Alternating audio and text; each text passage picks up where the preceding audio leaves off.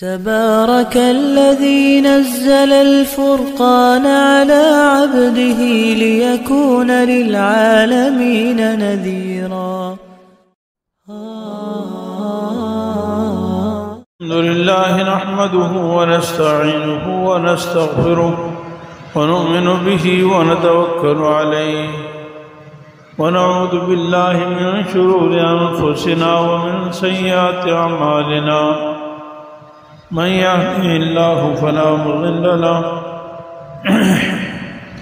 ومن يضلله فلا هادي له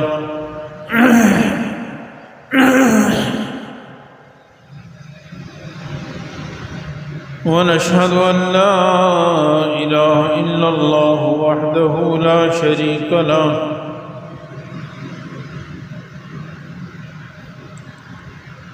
ونشهد أن سيدنا وسندنا ومولانا محمدا عبده ورسوله أرسله إلى كافة للناس بشيرا ونذيرا وداعيا إلى الله بإذنه وسراجا منيرا. أما بعد فأعوذ بالله من الشيطان الرجيم. بسم الله الرحمن الرحيم. وإن الله ربي وربكم فاعبدوه هذا صراط مستقيم. وقال تعالى في مقام آخر ويعبدون من دون الله ما لا يضرهم ولا ينفعهم ويقولون هؤلاء شفعاؤنا عند الله قل أتنبئون الله بما لا يعلم في السماوات ولا في الأرض سبحانه وتعالى عما يشركون.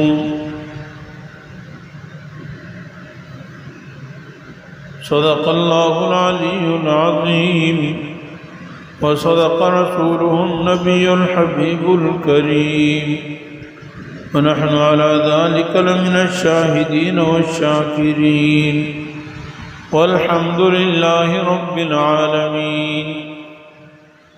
درود شریف اللهم صل على محمد وعلى آل محمد كما صليت على إبراهيم وعلى آل إبراهيم إنك حميد مجيد. اللهم بارك على محمد وعلى آل محمد كما باركت على إبراهيم وعلى آل إبراهيم إنك حميد مجيد.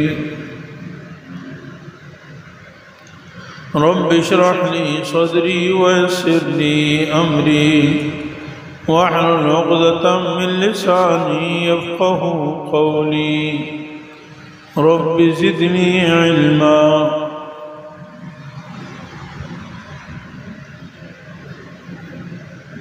سب تعریفیں اللہ جل جلالہ کے لیے ہیں. اللہ جل جلالہ ساری کائنات کے خالق اور مالک ہیں. اسی نے ساری کائنات کو بنایا ہے اور وہی ساری کائنات کا نظام چلا رہے ہیں. وہی عبادت کے لائق ہیں.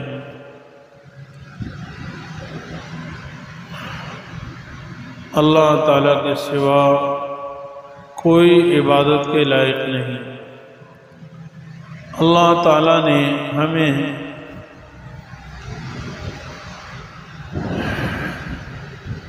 شریعت کی رہنمائی فرمائی ہے جس پر ہماری دونوں جہانوں کی کامیابی ہے. اور جتنے احکام اللہ نے ہمیں عطا فرمائے ہیں ان میں سب سے زیادہ اہم اور بنیادی عقیدہ وہ ایمان کا ہے، یعنی عقیدہ توحید باری تعالی ہے. سارے کے سارے اعمال وہ بعد کے ہیں، سب سے پہلے ایمان ہے، اور ایمان کی ضد شرک اور کفر ہے۔ جس طرح ایمان کے لیے ضروری ہے کہ اللہ تعالی اور ان کے سارے انبیاء علیہ السلام جو دین لے کر آئے ہیں اس کو برحق اور سچا سمجھنا ہے، اس کی دل سے تصدیق کرنا ہی ضروری ہے۔ اسی طرح یہ بھی ضروری ہے کہ اللہ تعالیٰ کے ساتھ اس کی ذات میں اور اس کی صفات میں کسی کو شریک نہ کیا جائے۔ اللہ تعالیٰ کی ذات میں شرک یہ ہے کہ اللہ تعالیٰ جیسا کوئی اور خدا مان لیا جائے، کہ اللہ تعالیٰ ایک نہیں، نعوذ باللہ 2 ہیں، 3 ہیں، 4 ہیں، یا کوئی اور بھی خدا ہے۔ اور اللہ تعالیٰ کی صفات میں شرک یہ ہے کہ جو کام اللہ تعالیٰ کے لائق ہیں وہ کام کسی اور کے لیے بھی مانے جائیں، یعنی عبادت کو صرف اللہ تعالیٰ کے لائق ہے، اللہ تعالیٰ کے سوا کوئی عبادت کے لائق نہیں۔ اب اگر کسی اور کو بھی معبود مان لیا جائے، اگرچہ ان کو اللہ نہ مانا جائے، یہ نہ کہا جائے کہ یہ اللہ ہیں، لیکن اس کی بھی ایسی عبادت کی جائے جیسے اللہ کی عبادت کی جاتی ہے، تو یہ شرک ہے۔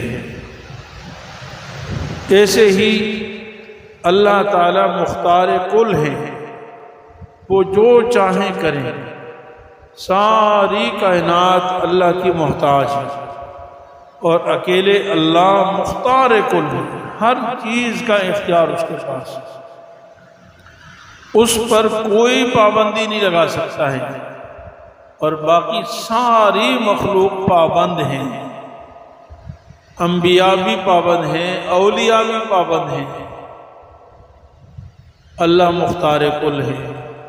اب اگر کسی اور کو انسان مختار کل مان لے، اگرچہ اس کو خدا نہیں مانتا، یعنی مانے کہ وہ نبی ہیں یا اللہ کا ولی ہے، لیکن ساتھ میں یہ بھی عقیدہ رکھتا ہے کہ وہ مختار کل ہے،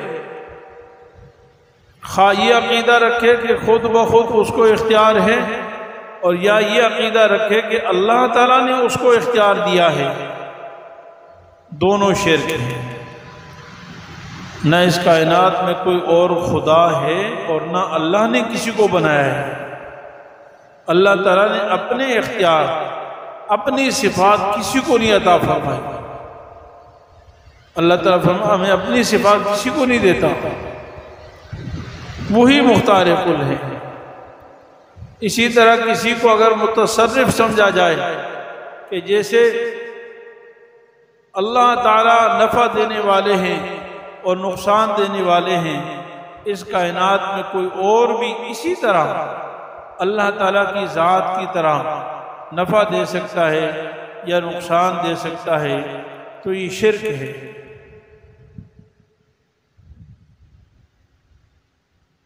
جیسے اللہ تعالیٰ کا انسان تقرب حاصل کرتا ہے اور اس میں انسان اپنی کامیابی سمجھتا ہے دونوں جہانوں کی، اگر یہ کوئی یہ سمجھے کہ اللہ تعالیٰ کی تقرب کی طرح کوئی اور ذات بھی ایسی ہے جس کا قرب حاصل کیا جائے،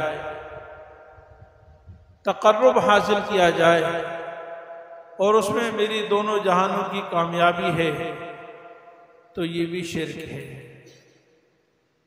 میرے عزیز بھائیوں، ایمان تب محفوظ ہوتا ہے جب وہ شرک سے پاک ہو، اس میں کسی قسم کی شرک کی ملاوٹ نہ ہو۔ سارے انبیاء علیہ السلام ایک ہی دعوت کے لیے آئے کہ ایک اللہ کی عبادت کرو، اللہ کے ساتھ اس کی عبادت میں کسی کو شریک نہ کرو۔ اللہ تعالیٰ نے فرمایا ان هذه امتکم امۃ واحدہ، بے شک یہ جماعت ایک ہی جماعت ہے، سارے انبیاء علیہ السلام کی جماعت ایک ہی جماعت ہے، اور سارے کے سارے انبیاء علیہ السلام نے یہی دعوت دی، وَأَنَا رَبُّكُمْ فَاعْبُدُونَ، میں ہی اللہ تمہارا پروردگار ہوں، بس میری ہی عبادت کرو، میرے سوا کسی کی عبادت نہ کرو۔ کسی نبی نے، حضرت سلیمان علیہ السلام کو اللہ نے حکومت دی، سلطنت دی، تخت و تاج دی، لیکن انہوں نے بھی کسی کو اپنے تقرب کے لیے نہیں بلایا۔ مشہور واقعہ ہے، حدیث میں آتا ہے کہ حضرت سلیمان علیہ السلام اپنے تاج و تخت کے ساتھ ہوا میں اڑ رہے تھے، کسی دہقان کسان نے تخت سلیمانی دیکھ کر کہ اتنا بڑا تخت ہوا میں اڑ رہا ہے، سینکڑوں اس پہ کرسیاں لگی ہوئی ہیں اور سینکڑوں لوگ اس پہ بیٹھے ہوئے ہیں اور ہوا میں اڑ رہا ہے۔ اس زمانے میں تو جہاز نہیں تھے نا، ہوائی جہاز نہیں تھے، یہ چیزیں دیکھی نہیں تھی، اب تو جہاز اڑتا ہے۔ تو ایک کسان کی زبان سے نکلا سبحان اللہ، سبحان اللہ۔ تو حضرت سلیمان علیہ السلام نے تخت کو حکم دیا اور اس کسان کے پاس اتر گیا، نیچے بیٹھ، نیچے آ گیا۔ اب وہ کسان دہقان ڈر گیا، نہ جانے مجھ سے کیا غلطی ہو گئی، اتنا بڑا لاؤ لشکر اور تخت سلیمانی وہ یہاں اتر گیا۔ بادشاہ اچانک آ گیا، خوف تو ہوتا ہے، نہ جانے مجھ سے کیا غلطی ہو گئی، کوئی ایسی بات ہو گئی۔ تو سلیمان علیہ السلام اس کے پاس آئے اور کہا کہ تم نے کیا کہا؟ اس نے کہا جناب میں نے تو کچھ نہیں کہا، یعنی اس کو یہ خیال ہوا کہ شاید میں نے کوئی غلط بات کہہ دی، اس پر سلیمان علیہ السلام تشریف لائے۔ اب میں نے تو کچھ نہیں کہا، بس میں نے آپ کا تخت دیکھ کر میں نے سبحان اللہ کہا، میں نے اور کچھ بھی نہیں کہا۔ تو حضرت سلیمان علیہ السلام نے فرمایا کہ میں تمہیں یہ بتانے آیا ہوں کہ سلیمان علیہ السلام کی ساری حکومت مشرق سے لے کر مغرب تک، شمال سے لے کر جنوب تک، اور اس کے سارے خزانے، ساری سلطنت اس سبحان اللہ کے مقابلے میں کوئی حیثیت نہیں رکھتے، یہ ساری فنا ہے، اور تم نے جو سبحان اللہ کہا یہ ہمیشہ کے لیے باقی ہے، اس کا مقام اونچا۔ تو میرے عزیز بھائیو، کسی نبی نے اپنی بڑائی نہیں بیان کہ میں خدا بن کر آیا ہوں، میری عبادت کو۔ سارے انبیاء علیہ السلام نے یہی کہا، میں اللہ کی عبادت کرتا ہوں۔ قُلْ يَا أَيُّهَا الْكَافِرُونَ لَا أَعْبُدُ مَا تَعْبُدُونَ، اے کافرو میں اس کی عبادت نہیں کرتا جس کی تم عبادت کرتے ہو،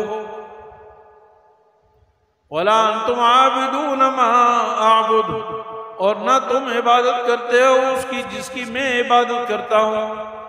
حضرت نبی کریم نے فرمایا میں اور ذات کی عبادت کرتا ہوں، تم کسی اور کی عبادت کرتے ہو، میں اللہ کی عبادت کرتا ہوں، تم 360 بتوں کی عبادت کرتے ہو۔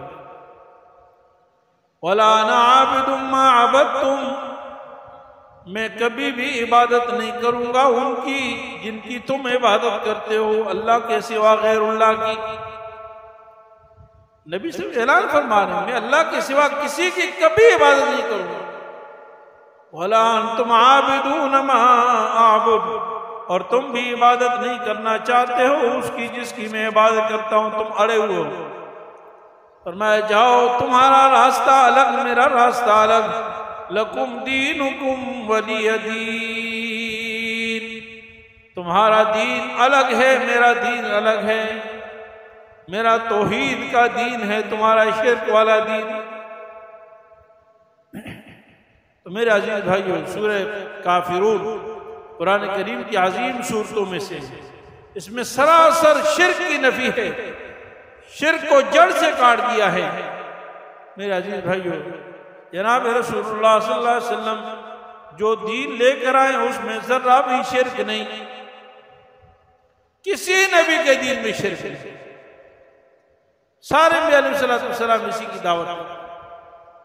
قرآن کریم میں حضرت عیسیٰ علیہ السلام کا واقعہ بڑا تفصیلی مذکور ہے، اس لیے کہ عیسائی دنیا میں بہت زیادہ ہیں تعداد میں بھی، اور عیسائیوں نے حضرت عیسیٰ علیہ السلام کے بارے میں افراد کیا جیسا کہ یہودیوں نے تفرید کیا۔ یعنی یہ ایک عجیب پیغمبر ہیں حضرت عیسیٰ علیہ السلام کہ دنیا میں ان کے بارے میں بڑا افراد و تفرید پایا جاتا ہے۔ ایک طرف تو یہودی ہیں جو ان کو بہت برا بلا کہتے ہیں، زناکار کی اولاد کہتے ہیں، نعوذ باللہ، زانیہ کی اولاد کہتے ہیں، اور دوسری طرف عیسائی ہیں کہ ان میں سے بعض عیسائی ان کو خدا کا مقام دیتے ہیں، ان اللہ هو المسیح ابن مریم، بس اللہ یہی مسیح ابن مریم ہیں۔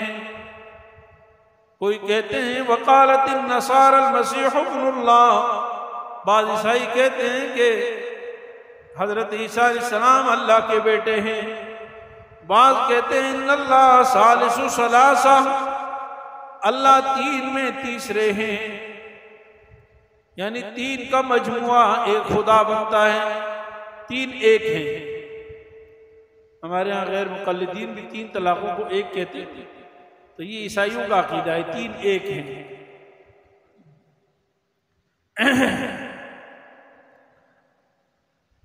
تو عیسیٰ علیہ السلام کو اور حضرت مریم کو اور اللہ تعالیٰ کو، یہ تینوں کا مجموعہ ایک خدا بن گیا۔ یا بعض حضرت مریم، حضرت عیسیٰ علیہ السلام، روح القدس اور اللہ تعالیٰ، یہ تین ہیں وغیرہ۔ اللہ رب العالمین نے پورے قرآن کریم میں ایک دفعہ نہیں بارہا ذکر فرمایا کہ خدا کے بندو عیسیٰ مریم کے بیٹے ہیں۔ قرآن کریم میں حضرت مریم کا نام آتا ہے، ویسے عورتوں کے نام قرآن کریم میں نہیں ہیں، عورتوں کے نام قرآن کریم میں ذکر نہیں فرمایا اللہ تعالیٰ نے، کہ عورت کا معنی ہے پردہ، پوشیدہ، تو نام کا بھی پردہ رکھا ہے کہ عورتوں کے نام بھی سر عام نہ ہو۔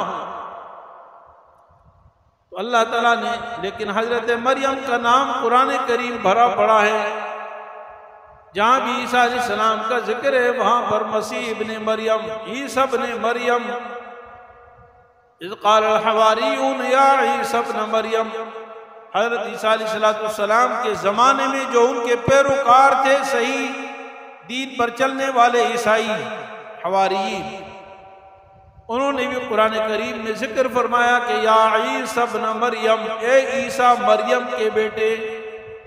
اللہ تعالیٰ قیامت میں بھی ذکر فرمائیں گے وَإِذْ قَالَ اللَّهُ يَا عِيسَى ابْنَ مَرْيَمَ أَنْتَ قُلْتَ لِلنَّاسِ اتَّخِذُونِي، اللہ تعالیٰ قیامت کے دن ساری دنیا کے سامنے بیان کریں گے، فرمائیں گے او عیسیٰ مریم کے بیٹے، بتایا کہ یہ اللہ کے بیٹے نہیں مریم کے بیٹے ہیں، او عیسیٰ مریم کے بیٹے، کیا تو نے کہا تھا کہ مجھے اور میری ماں کو خدا بنا لو؟ تو نے کہا تھا اللہ کے سوا؟ تو عیسیٰ علیہ السلام فرمائیں گے سبحانک، اے اللہ میں معافی مانگتا ہوں، میری توبہ توبہ، کبھی بھی میں ایسی بات نہیں کہہ سکتا، ما یکون لی ان اقول ما لیس لی بحق، میں ایسی ناحق بات کیسے کہہ سکتا ہوں؟ اور اے اللہ میری بات پر تو ہی گواہ ہے، اگر میں نے زندگی میں ایسی کوئی بات کی تو آپ جانتے ہیں، اس لیے کہ آپ میرے دل کے رازوں کو بھی جانتے ہو اور میں نہیں جانتا۔ پھر اللہ تعالیٰ قیامت کے دن حضرت عیسیٰ علیہ السلام ساری دنیا کے سامنے کہیں گے ما قلت لهم الا ما امرتنی به ان اعبدوا اللہ ربی وربکم، میں نے ان سے زندگی بھر یہی دعوت دی ان کو جو آپ نے مجھے حکم دیا تھا کہ ایک اللہ کی عبادت کرو، میرا بھی رب وہی، تمہارا بھی رب وہی، ساری زندگی میں نے یہ دعوت دی۔ حدیث علیہ السلام، میرا بھی رب وہی ہے، تمہارا بھی رب، مجھے پالنے والا وہی، پیدا کرنے والا وہی، زندگی دینے والا وہی، نفع نقصان دینے والا وہی، صحت بیماری دینے والا وہی، زندگی موت دینے والا وہی، رب اس کو کہتے ہیں۔ تو پیدائش سے لے کر موت تک پالتا رہتا ہے اس کو رب کہتے ہیں۔ تو میں نے زندگی بھر ان کو یہی کہا، کبھی شرک کی دعوت نہیں۔ فرمایا وَإِنَّ اللَّهَ رَبِّي وَرَبُّكُمْ فَاعْبُدُوا، یہ بھی حضرت عیسیٰ علیہ السلام قول ہے اور قرآن کریم میں کئی جگہ ذکر ہے۔ بے شک اللہ ہی میرا پروردگار اور بے شک اللہ ہی تمہارا پروردگار، فَاعْبُدُوا، اسی کی عبادت کرو۔ فرمایا ھذا صراط مستقیم، بالکل سیدھا راستہ ہے۔ میرے عزیز بھائیوں، توحید کا راستہ سیدھا راستہ ہے، اللہ کے سوا کوئی حاجت روا نہیں، کوئی مشکل کشا نہیں۔ قرآن کریم میں اللہ نے واضح بیان فرمایا قل من رب السماوات السبع ورب العرش العظیم سیقولون للہ قل افلا تذکرون۔ فرمایا ان سے پوچھئے ساتوں آسمانوں کا رب کون، ساتوں زمینوں کا رب کون ہے، تو سارے کہیں گے صرف اللہ۔ کہا کہ پھر کیا ہو گیا، کیوں سمجھ نہیں آتی؟ ایک روٹی کے لیے تم غیر اللہ کو پکارنا شروع کر دیتے ہو، ذرا سی بیماری آئی تو کسی اور کو سجدہ کرتے ہو، کسی اور کا تقرب حاصل کرتے ہو، کبھی قبروں پہ مانگتے ہو، کبھی مزاروں پہ مانگتے ہو، کبھی بتوں سے مانگتے ہو۔ قل من بیدہ ملکوت کل شیء وہو یجیر ولا یجار علیہ، کون ہے جس کے ہاتھ میں ساری دنیا کی، ساری کائنات کی سلطنت و حکومت ہے، وہ جو چاہے کرتا ہے؟ تو کہا کہ سب کہیں گے اللہ کے۔ فرمایا وَلَمْ يَرَوْا أَنَّ اللَّهَ الَّذِي خَلَقَ السَّمَاوَاتِ وَالْأَرْضِ وَلَمْ يَعْيَ بِخَلْقِهِنَّ، خدا کے بندو، جس رب نے ساتوں آسمان بنا دیے، ساتوں زمینیں بنا دی اور وہ بنا کے تھکا نہیں ہے، تو کیا تمہاری ضرورتیں پوری کرنے میں وہ تھک جائے گا؟ تمہاری ضرورتیں نہیں پوری کر سکتا۔ صرف ایک اللہ کو پکارو بھائی۔ اللہ تعالیٰ نے واضح اعلان فرمایا ہے، فرمایا ان الشرک لظلم عظیم، شرک سب سے بڑا ظلم ہے، شرک سے بڑا ظالم۔ فرمایا والکافرون هم الظالمون، اللہ کا قرآن ہے، کافر سب سے بڑے ظالم ہیں، اس سے بڑا یعنی ساری کائنات کے خالق و مالک کو چھوڑ کر کسی اور کو حاجت روا سمجھ رہا ہے، کسی اور کو داتا سمجھ رہا ہے، کسی کو غور سمجھ رہا ہے، کسی کو متصرف سمجھ رہا ہے، کسی اور سے مانگ رہا ہے۔ اللہ نے فرمایا اموات غیر احیاء وما یشعرون ایان یبعثون، بھائی یہ مردے ہیں، یہ مردے ہیں، زندہ نہیں ہیں۔ اگر زندہ ہے تو آخرت کی زندگی ہے، اور ان کو یہ بھی شعور نہیں کہ کب زندہ ہوں گے، کسی کو پتہ نہیں کہ زندہ کب ہونا ہے۔ قل لا يعلم من في السماوات والارض الغیب الا اللہ وما يشعرون ایان یبعثون، ساری کائنات کو، اس میں سرکار دو عالم سیدنا محمد مصطفیٰ صلی اللہ علیہ وسلم بھی داخل ہیں، اور حضور کی زبانی اعلان کروایا جا رہا ہے۔ فرمایا آپ ان کو کہہ دیجئے کہ آسمان و زمین میں غیب کو اللہ کے سوا کوئی نہیں جانتا۔ اب اس سے واضح اعلان کیا ہوگا؟ آسمان و زمین میں غیب کو اللہ کے سوا کوئی نہیں جانتا، بلکہ ساری کائنات کو یہ بھی پتہ نہیں کہ دوبارہ قیامت کب برپا ہوگی، کسی کو پتہ؟ آپ صلی اللہ علیہ وسلم سے پوچھا گیا یسألونک عن الساعۃ ایان مرساها، قیامت کے متعلق پوچھتے ہیں کب دوبارہ قیامت واقع ہوگی؟ رسول نے فرمایا مجھے بھی اس کا پتہ۔ قل انما علمها عند ربی لا یجلیها لوقتها الا هو، آپ بتا دیجئے ان کو کہ قیامت کا علم میرے اللہ کے پاس ہے۔ کوئی کیسے کہہ سکتا ہے اللہ نے اپنا سارا علم غیب کلی عطا فرما دیا؟ علم غیب کلی کسی کو علم نہیں عطا فرمایا، ساری کائنات کا علم اللہ کے علم کے مقابلے میں ذرہ بھی نہیں، ذرے کی حیثیت اللہ تعالیٰ کی لا محدود ذات ہے۔ فرمایا آپ کہہ دیجئے قل انما علمها عند ربی لا یجلیہا لوقتہا الا ہو، اس کا وقت اللہ کسی کے سامنے ظاہر بھی نہیں کرتا، صرف اللہ جانتے ہیں کب ہو۔ ہاں کچھ علامتیں رسول اللہ صلی اللہ علیہ وسلم نے بتائی ہیں کہ یہ علامتیں ہیں، ورنہ قیامت کب ہوگی وہ اللہ ہی جانتا ہے۔ اللہ تعالیٰ کو ہی پکارنا چاہیے، اللہ ہی حاجت روا ہے، اللہ ہی مشکل کشا۔ بعض لوگ کہتے ہیں وسیلے سے، وسیلے میں اللہ کے بندے کا وسیلہ اللہ کو دیا جاتا ہے، بندے کو نہیں۔ یعنی آپ اللہ سے مانگتے ہوئے یہ کہیں کہ اے اللہ سیدنا محمد رسول اللہ صلی اللہ علیہ وسلم کے وسیلے سے میری دعا قبول فرما لیں، اللہ سے دعا مانگنا۔ بیچ میں بندے کا کوئی اختیار نہیں ہے، بندے کچھ بھی نہ بندے کو علم ہے نہ پتہ ہے، مانگنے اللہ کے واسطے، اللہ سے مانگنے۔ جیسے فرمایا یا ایھا الذین آمنوا استعینوا بالصبر والصلاۃ، نماز کے ذریعے سے اللہ سے مانگو۔ اب نماز سے تھوڑا مانگنا ہے، نماز پڑھی اے اللہ یہ نماز قبول فرما لے، میری حاجت پوری ہوئی۔ صبر کے ذریعے سے اللہ سے مانگو، کیوں؟ فرمایا ان اللہ مع الصابرین، بے شک اللہ صبر کرنے والوں کے ساتھ ہے، اللہ کی مدد ساتھ ہے۔ اللہ تعالیٰ شاہ فرمایا وَيَعْبُدُونَ مِن دُونِ اللَّهِ مَا لَا يَضُرُّهُمْ وَلَا يَنفَعُهُمْ، اللہ کے سوا ایسی چیزوں کو پوجتے ہیں نہ وہ نقصان دے سکتے نہ نفع دے سکتے۔ نقصان آسان ہوتا ہے، فرمایا نقصان بھی نہیں دے سکتے اور نفع بھی نہیں دے سکتے۔ ایک جگہ فرمایا ان الذین تدعون من دون اللہ عباد امثالکم، ارے اپنے جیسے انسانوں کی پوجا کرتے ہو، وہ بھی تمہارے جیسے انسان ہیں، زندہ ہوئے مر گئے، دنیا سے چلے گئے، اپنی زندگی نہیں بچا سکتے، اور تمہارے لیے وہ خدا بن گئے؟ نہیں۔ وَيَقُولُونَ هَؤُلَاءِ شُفَعَاؤُنَا عِندَ اللَّهِ، بعض لوگ کہتے ہیں جی ہم تو پکارتے مانگتے تو اللہ سے ہیں، لیکن جی دنیا میں کسی بادشاہ سے ملنا ہوتا ہے تو پیون سے ملنا ہوتا ہے نا، پہلے دربان سے ملتے ہیں پھر اس سے ملتے ہیں، واسطہ در واسطہ۔